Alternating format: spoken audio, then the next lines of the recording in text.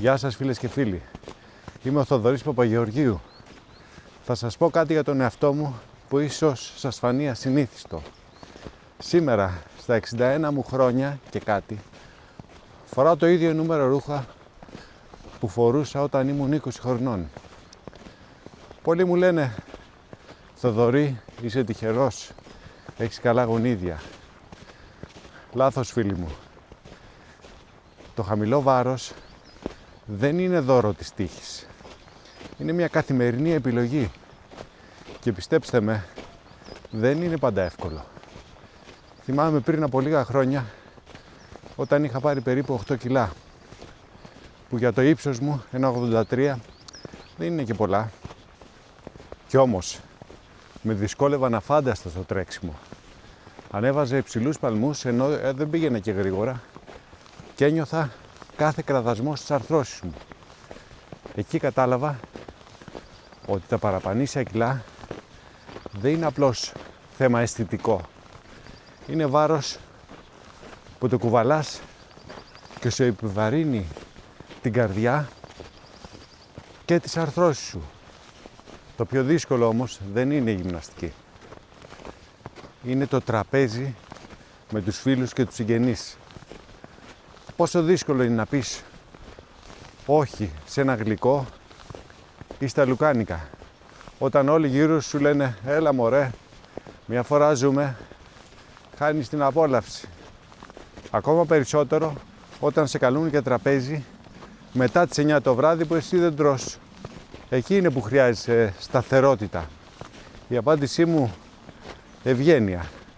Εξηγώ ότι αυτό δεν είναι στέρηση. Είναι ποιότητα ζωής.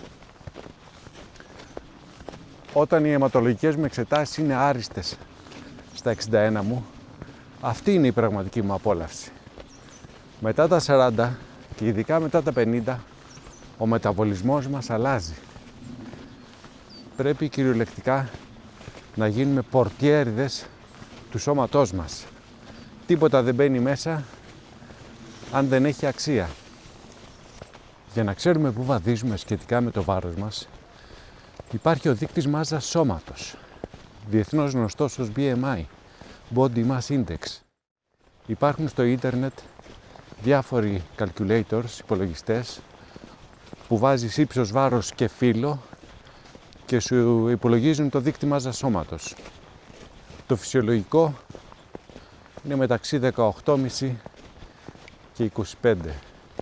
Εγώ με ύψος 1,83 και βάρος 76 με 77 κιλά έχω περίπου 23. Όμως προσοχή, ο δείκτης μάζας σώματος δεν διακρίνει μυϊκή μάζα από το λίπος. Για μια πλήρη εικόνα, ειδικά για το επικίνδυνο κοιλιακό λίπος γύρω από τα όργανα που τροφοδοτεί τη χρόνια φλεγμονή, καλό είναι να συμβουλευτείτε έναν ειδικό. Η μαύρη λίστα στη διατροφή μου. Ας ξεκινήσουμε με αυτά που δεν τρώω. Ζάχαρη, ποτέ. Έχω μόνο μία εξαίρεση και την απολαμβάνω πραγματικά. Το καλοκαίρι, λίγο παγωτό καϊμάκι με βύσσινο. Χυμή και αναψυκτικά. Ποτέ, ούτε καν φυσικούς χυμούς, μόνο πλήρη φρούτα. Λευκό ψωμί, ψωμί για τόστ, κουλουράκια, κέικ.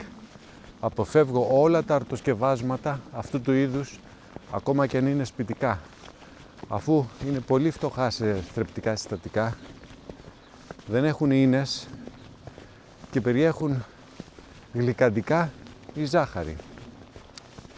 Τυποποιημένα προϊόντα με γλυκαντικά ή ζάχαρη, όπως μπισκότα, κρουασάν, ντόνατς, φρυγανιές, κριτσίνια κτλ. Ό,τι χειρότερο για το μεταβολισμό και τις φλεγμονές. Φυτικά λίπη χαμηλής ποιότητας. Όχι.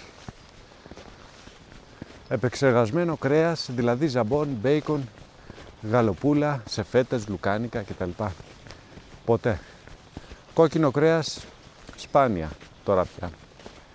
Αλκοόλ, μόνο 1-2 ποτηράκια κόκκινο κρασί όταν είμαι με παρέα. Κανένα άλλο ποτό και μόνος μου δεν πίνω. Η λευκή λίστα τώρα. Τι τρώω? Όσπρια, φακές, ρεβίθια, φασόλια, φάβα. Τουλάχιστον 2-3 φορές την εβδομάδα. Είναι καλή πηγή φυτικής πρωτεΐνης και πολλών άλλων συστατικών. Δημητριακά. Βρώμη, σιτάρι, κρυθάρι. Καθημερινά. Είναι η βάση για ένα δυνατό ξεκίνημα της ημέρας. Και εδώ δίπλα θα βρείτε τη συνταγή μου για ένα πρωινό που θα σας γεμίσει ενέργεια. Ξηρή καρπή.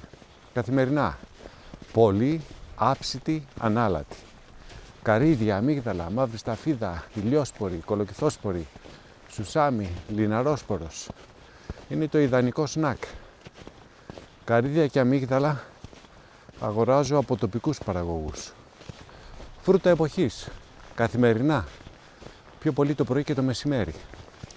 Λαχανικά εποχής, καθημερινά, και μου αρέσει να ψωνίζω στη Λαϊκή. Εκεί βρίσκω πιο φρέσκα και πιο νόστιμα προϊόντα. Ελαιόλαδο, πολύ, το χρυσάφι της ελληνικής γης. Ψάρια, 2 φορές την εβδομάδα περίπου, κυρίως μικρά, όπως σαρδέλες, φρύσες, γόπες, μπακαλιαράκια, κοτόπουλο και κουνέλι. 1 φορά την εβδομάδα, καμιά φορά και 2. Αυγά, περίπου 5-10 την εβδομάδα και συνήθως το πρωί για πρωινό. Γιαούρτι και κεφίρ. Τρώω αρκετά, σχεδόν κάθε μέρα. Σημαντικό για ένα υγιές μικροβίωμα στο έντερο. Μέλι. Μου αρέσει για το πρωινό λίγο μέλι, κυρίως ελάτου ή από ρίκι. Το παίρνω από τοπικό μελισσοκόμο. Ψωμί ή κρυθαρένια παξιμάδια ολικής άλεσης. Μπαχαρικά όπως πιπέρι, κουρκουμάς, κανέλα και ηλάνης. Επίσης μου αρέσει πολύ το κακάο, ποιοτικό όμως κακάο, όπως κρυόλο, αλλά και σπόρους κακάο ολόκληρους. Καφές. Ένας καφές το πρωί, συνήθως φίλτρου, αλλά και εσπρέσο καμιά φορά, και ελληνικός. Αφεψίματα όπως πράσινο τσάι, τσάι βουνού, χαμομήλι, αρκετά. Από το μεσημέρι και μετά που δεν πίνω καφέ.